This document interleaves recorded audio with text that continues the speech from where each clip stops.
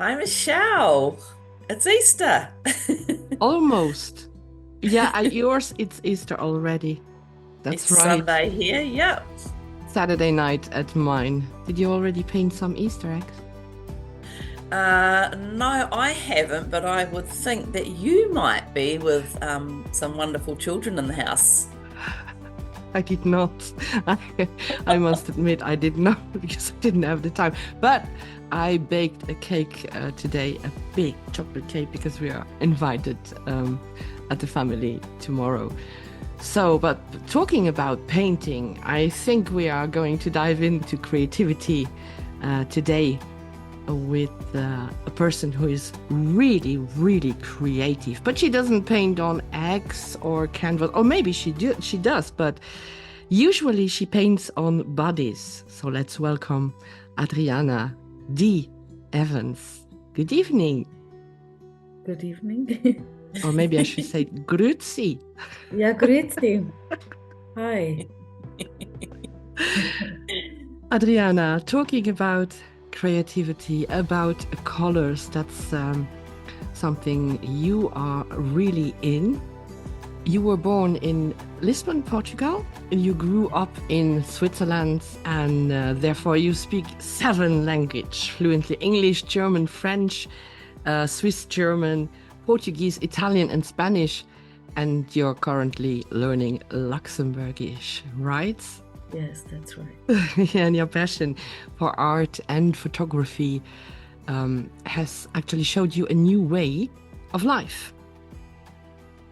Yes, it.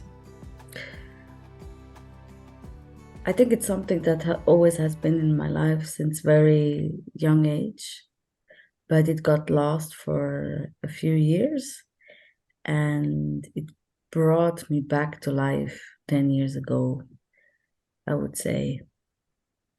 And it's really a very big passion of mine. Painting in general, yes, I do paint also on canvas, not only on people, but I love to paint people because it connects very deeply.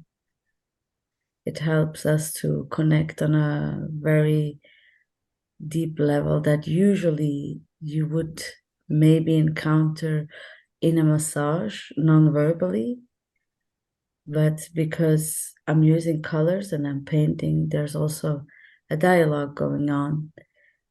But that through the touch of the pencil and the colors, it really opens up a very quick space for intimacy, let's say like that. And I really love that. Yeah. I looked at some of the beautiful photos that you have, Dee, and the sense of tribalism that comes through, in your work was stunning. I'd love to know a little bit about the background to that and what influences you. Yes, so for the people who don't know me, um, my mother was born in Mozambique. My dad was born in Angola. And my mother, she comes from a tribe called Zulu. Some people, they know this tribe. It's very famous for the Jaka Zulu. But the women in this tribe, this is one of the only tribes on earth that is a matriarch. It's not a patriarch. And the women who used to heal, they were very strong in that tribe. And I come from a lineage of 9 generation of healer. Um, but I have decided not to go the traditional way because it's the traditional way is to make a few sacrifices. It involves some dirty things that I don't really like and I cannot stand for it. So I made like a deal with my great grandmother. Uh, I noticed when she passed away that I would hear her very clearly. She would just talk to me, or even today when she wants to say something, she's just here, and I hear what she says. So the deal is, I use color, I use water, I use my hands, and that helps me do their work through me, to make it short. Yes. That's really beautiful. But the roots of our being, these stories of our ancestors, often influence us more than we realize. And each of us carries memories, conflicts, and patterns from past generations. But it's interesting to ask the question, what if you had the opportunity to recognize, understand, and ultimately break through these patterns? As you said, you didn't want to take some of the rituals, but you can also create something new. So when was the moment in your life that you said, I have to follow this way? Wow. I think the first calling came already as a child, but I was not ready at all. So my first out-of-body experience I had with 10 years old, where I just saw one of my ancestors in my room. And when I looked at myself, I realized I was laying in the bed. I thought I was up, but my body was laying in the bed. It's an astral So projection, just right? spirit was up, but not the body. Mhm. And at that time, that was very difficult for me to understand what was going on. So my mother made like a layer. I don't know how to say that, but she made like a layer in order that I had more time. So when it actually really kicked in, I was already 29. And then I did not have any chance anymore to not go that path. That was then like, okay, you had enough. You had your time without doing your work. Now you need to hurry up. And it was a little bit like, many people would say, like a quick awakening. So imagine from one day to the other, I would just see everything, feel everything from everybody, and I would not know how to switch that out in that moment. So it took me a few years to even structure it in my mind, to organize it in my mind, so I could have a complete normal life that I have. But at the same time, when I open up, I can see whatever I want to see, and then I can close it again. So yeah, we're 29. Mm.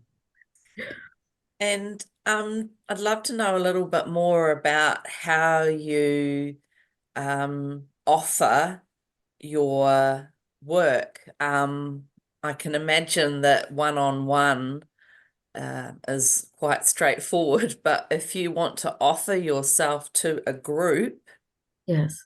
how do you manage that, Dee? Like, how does that kind of work with the painting with a number of people, say? Okay, so a one-on-one session is like 3 hours painting and 2 hours of photography. It's a lot more intimate. It's a lot deeper for sure, because it's like just the me and the other being really merging into each other, becoming one. And in that, I can read everything that is there, like from the mental body, emotional body, physical body, etherical bodies. And that's how the work is done. It's like we find out where are the roots, where are the patterns that are keeping us from growth. And then from then on, we go further to the photo shooting that is actually more for the first step of confrontation, stepping into self-responsibility towards those roots that we have found. In a group, I do not paint anybody in a group. They paint each other, but I first connect them to themselves. I introduce them how you can connect to yourself, be it through meditation or breath work. Not like you, Michelle, but like really like just deep breaths and feeling the body. So in a group, the dynamic is more that it becomes a field of consciousness where we all merge with each other. It's not as deep, but at the same time, it's still a big opportunity to meet yourself and others in maybe a softer way, not that intense, not that much straightforward as it would be if it's just one-on-one. Mm-hmm. Wow, I love what you're just saying, like 5 hours, like with that depth of connection, intimacy, the painting, the just that just sounds like such an invite. Yeah. I wish when I was in Luxembourg last year I could have gone. Yes, Yeah. I would have loved to. It can be sometimes a little bit intense for some people. Not everybody is ready to face themselves. But on the other hand, the opportunity is immense to really feel that you are like in a space where someone is literally just holding you Mm-hmm. in everything that you are. So there is no feeling of judgment or feeling of anything. You're just being seen, met in the rawness that you are. And I think that is the key of this work, or the profoundness of this work is exactly that. Yeah, Because the very safe rare, space. Exactly. Yeah. yes, it's very rare to have an encounter with a being that lets you be exactly as you are without wanting or taking or moving anything from you. Just this is what is here.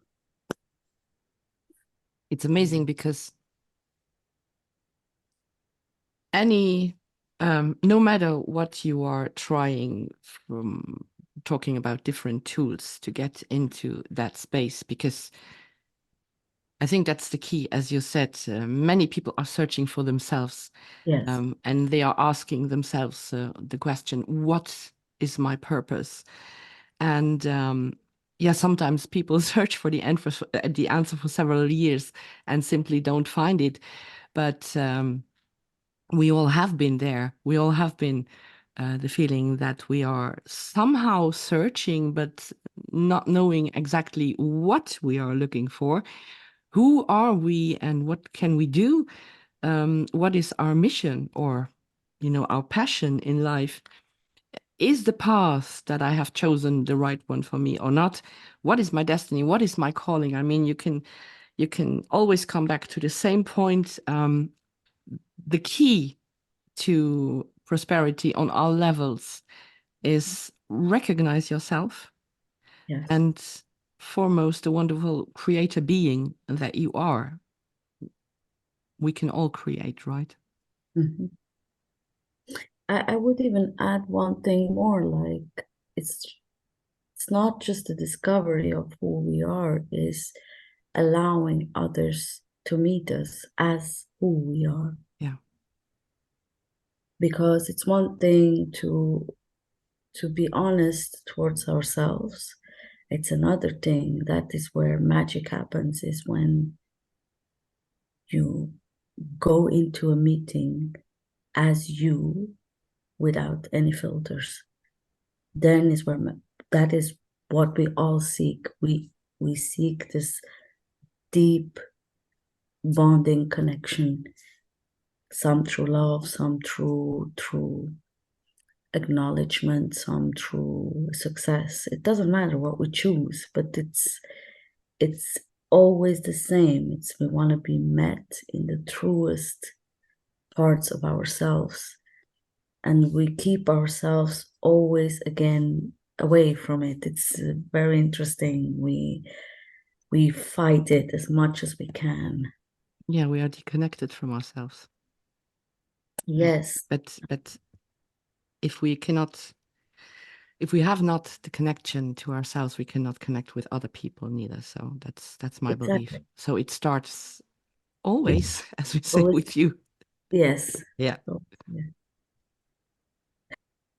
I think too, though, well, I want to acknowledge the gift you have of being able to see what you see, which is no doubt come through this generational healing lineage and your ancestry, because for many people just walking on the plane day to day, there's not even a general awareness of energy of themselves, other than often a mostly physical, maybe a little bit of emotional and mental as well, but those other layers as well and what's contained in them. And being able to access that and see that, identify, rips and things in the aura, and blocks and that coming in through the other layers. If we have these gifts, it's important to be able to use them and share them in a way, as part of our service. And so, yeah, I want to acknowledge that part that you shared earlier, because it is a gift. And of course, not everyone chooses to use it, and it can be quite confusing, like you say, when you are evolving and you experience these astral experiences or other things, and how do you work with them? And some parents understand that and others don't when you're a child. Yeah, so Yeah. I think what helped me the most was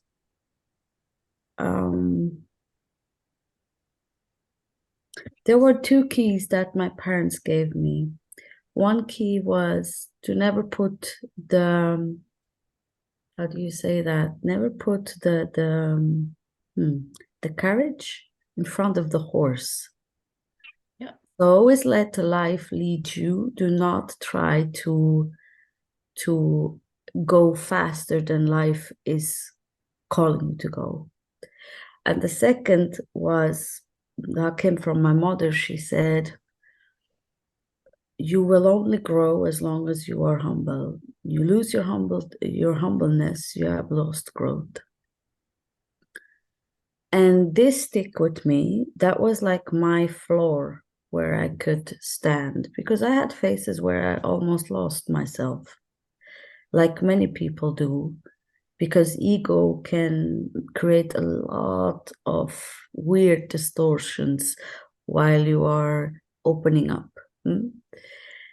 And what helped me was that key of humbleness that made me understand pretty quickly that I do not see anybody else. I only see myself. But because of the honesty that I'm creating in the relationship with myself, I am able to see the rawness in whoever's in front of me through the mirror of myself in the other. I don't see it as this. I like to put it very down to earth. Like, I don't see it as this, yes, it is a gift. It is a gift, but it's a gift because of the allowance that we allow ourselves to go deeper inside of us through raw honesty, because we all have it. Each one of us has it. There's not one single being on this earth that doesn't have the capacity to look inside and to really discover this vastness inside of us. And the more you discover this vastness, the more you discover whoever's in front of you mirroring you, this vastness. You recognize it. And I think this is very important, because that takes a lot of fear away. Most people, they think it's like something like abracadabra. It's something from another planet. It's something weird. It's something strange. It's No. woo-woo, I call it. Woo-hoo, yes. But it's actually raw honesty. That's Yeah. what it is. Love that. Mm. Mm. I Yeah. also believe that a lot of people are pushed in that direction, especially during the last years now. Yes. I mean, back at 2020, we suddenly have time for ourselves during the lockdown, which was an amazing time to do transformation work, actually. And many people are finding themselves at the moment, and they are finding their truth, their authenticity, and they start to go out as well, to show themselves, to speak up, to set boundaries, actually. And that's quite amazing to observe. Oh, yes. Yeah, but talking also about colors Yes. you use, I mean, the psychiatrics, the psychiatricist, no, Psychiatrist. psychiatrist. Oh my God. Yes. Okay, the psychiatrist Carl Gustav Jung, for example, wrote, colors are the mother tongue of the unconsciousness, Oh, of the unconscious. absolutely. Yeah, and many humans orientate themselves unusually strongly to visual signals and learn through visual messages as well. And scientists therefore speak of a color vocabulary that humans have developed over thousands of years, which today serves as a quick like orientation aid in everyday life. Red color, for example, is generally associated with danger and warning, and the brain is literally programmed for the signaling effect of this color. And if you see red, the subconscious activates the brain areas for attention, for example, and also you are wide awake. And my favorite color, green, seems to stand for growth and development, as I read, regardless of whether it is a person, an animal, a plant, or an idea. Green is also life-affirming color that triggers happiness hormones, for example. It motivates you to do what you are currently doing. How do you choose the colors and the patterns for your body painting now? Is the client telling you, well, I like that and that color, or is that also you tapping into your intuition and knowing exactly what you have to take? Well, I usually don't know nothing. Let's start there. Um, I tune in and my brain becomes like shut down, and the colors, they just appear. It's like my body just moves, grabs a color and starts painting. And while I'm painting, I'm actually not with the painting. I'm not really with the color, not in a mental way, because I'm already in the field and I'm already just channeling, or how you want to call it. I'm already just speaking a lot. So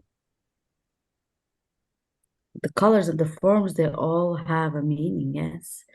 But I never paint the same thing. I never paint even the same Pattern.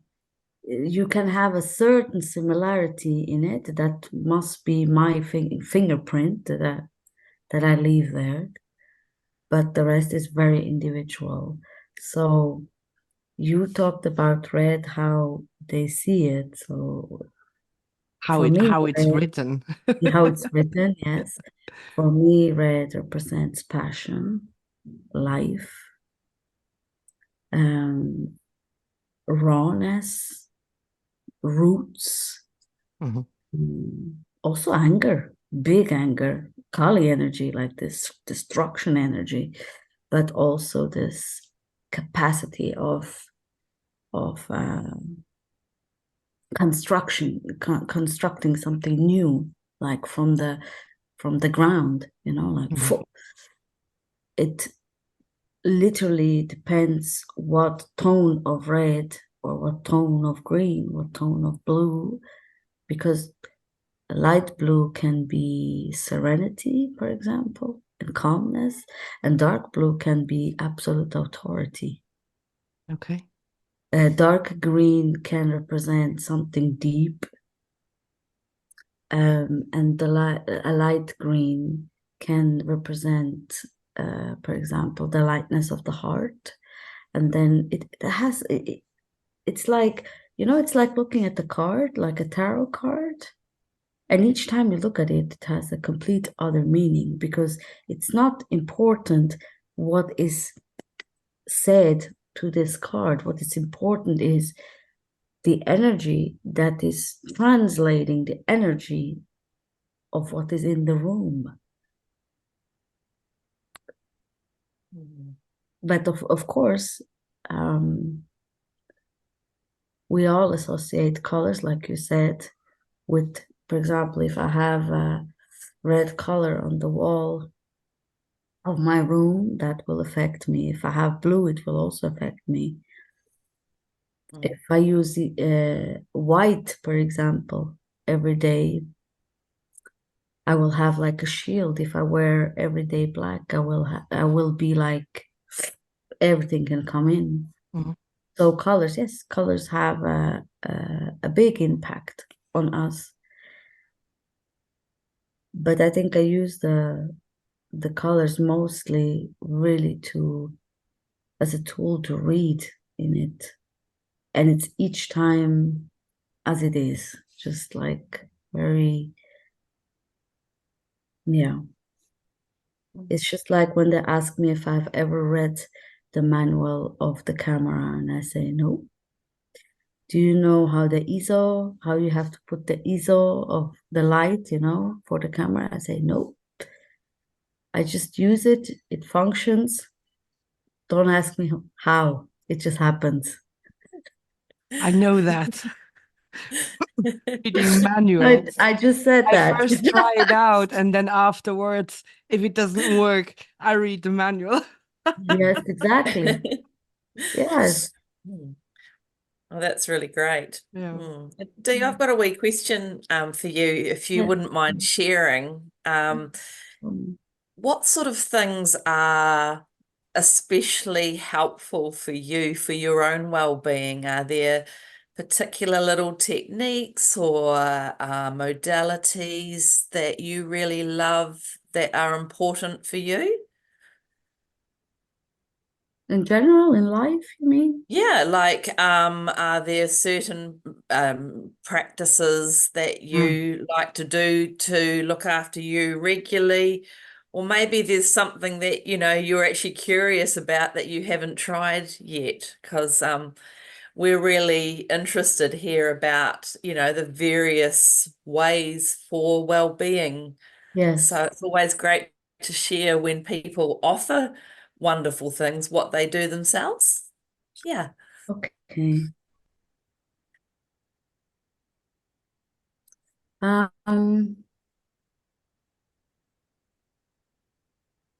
I don't do any specific practice. I think what I practice is something I will always mention many, many times. It's raw honesty. That is a big part of my life. Raw honesty. Another thing that I feel is very beneficial, or has been very beneficial in every relationship I had with friends, family, kids, husband, is whatever comes, you put it on the table. I call it table. Like whatever is in here, I just put it out. I don't wait until next week or next month or next hour. I put it now on the table while it's fresh. And I just say it. I say, look, it feels like that and like this and like that. And everything that is on the table is not mine and it's not yours, it's ours. And this is, for me, it has been the main key of having healthy relationships with other people and with myself. Not always easy, but yes. In terms of exercises, something I want to try. I already said it 2 times. I didn't do it. Is breath work. It fascinates me, but at the same time, it scares me. Don't ask me why, but it's something I would like to try. Something I would also how do you say how do you say that, to suggest to others to do is to sit at least 1 week in your life in silence. It works wonders. It cleans you out from the inside. It's like a wellness that it's really underestimated what happens to you when you don't speak for a week. There are silent retreats, actually. Yes, exactly. Silent. That is Yeah. something I would recommend to everybody, no matter in what life circumstance. It's something really Profound, isn't it? yes. You try it out. Yes, Me. yes, I did it many times. So Yeah. what happens if you are a week in silence? The first 2 days I had the experience that my mind went a little bit crazy, my mind wanted to share everything. And imagine I was in a place with so many beautiful people, like light doors, like literally glowing people looking at you, and you're not allowed to look in their eyes, you're not allowed to connect, you're not allowed to speak, you just have to stay inward. And my mind did not know what to do the first 2 days. But after 2 days, there's something that happened, makes something drops. So as if the mind collapses. That was my experience the 2 times I did it. And from then on, the vastness that appears, the silence that appears through not having this chattering in the mind, allows you to really drop every single facade that you have or mask that you have, because nobody's gonna care, nobody's gonna look at me. No, I don't need to represent anything anymore. I don't need to play any role. All the roles just died here. What do I have to do? Nothing. So it's like literally like a wellness, because the whole nerve system just breaks down and just falls into peace.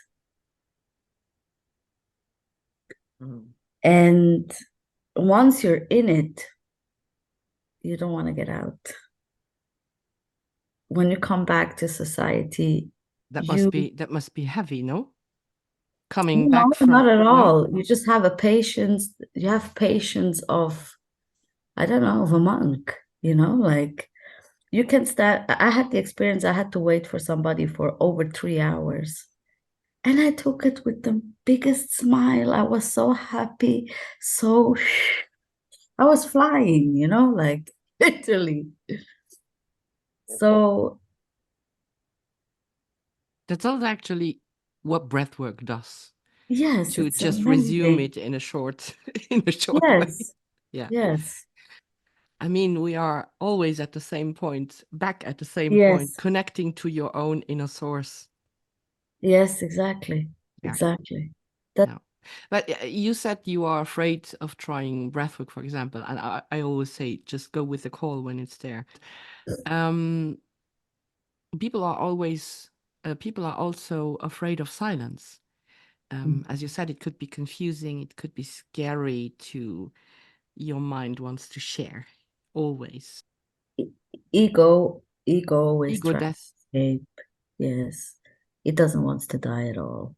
It's No. like every It attachment it wants to shouldn't stay die alive. at all. It shouldn't die. It should No, not die completely. It should just no. be manageable. Yes, the attachments Mhm. need to die to it, like the identification with it, that it's um he should not be the leader, let's say like that. He should be a really good tool, a really good friend, but not Mhm. not the leader. Yeah. Mm. I think what makes me a little bit scared of breath work is the imagination of it. You know, like the mind plays a game, and I see all these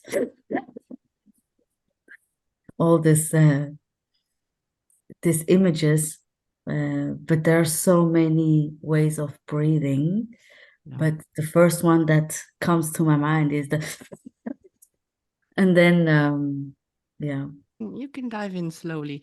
My first breathwork session was 30 minutes, 30 minutes. And I was like crying afterwards like a baby. Something has opened up actually, but it was not scary at all. It was a Mhm, relief. mhm, mhm. Mm. That's why I say it's my imagination of it.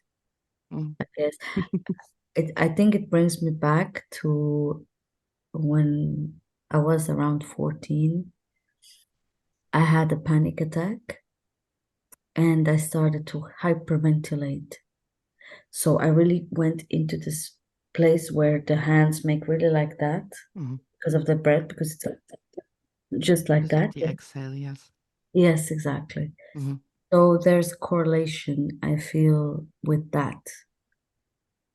Mm. We all know best way to do it is go right through it.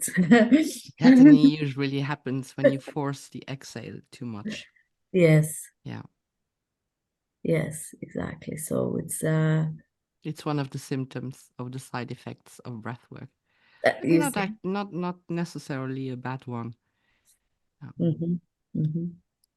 But I think it's exactly that going back into that state, because I was 14 years old and I was alone in that hospital, and that was a bit scary to be in the hospital alone with nobody and having to kind of figure out what was going on. Is that now dangerous, not dangerous? Like many things that happened to us, and we kind of carried that with us for a long time with us, because it's not a very pleasant situation, to be in a vulnerable place in that age, in a space like that. Yeah. Do you have a studio, Dee? No, That I don't you have a. I do you, pay. sorry. Sorry. I was I just curious about the environment in which perhaps you do your one-on-ones. Do you arrange to meet them in a place, or you have a studio, or yeah. no. It's when it's not very warm outside, I paint people in their homes because it's a safe place for them, or they can come to my home. When it's as soon as it's warm outside, I paint in nature, and I do everything then in nature. But there are people that are courageous enough to come when it's snowing, so then it's better we do it inside. We do the painting inside, it's warm, and then we go outside and do the photo shooting outside. But I prefer, if I would live in a warm place, I would do it always in nature. It's to be done in nature. Yeah. So Yeah. beautiful to actually follow your passion. I mean, we live in a time where it's no longer about bigger, faster, further, elbow, power struggle, competition, having to prove ourselves, etc.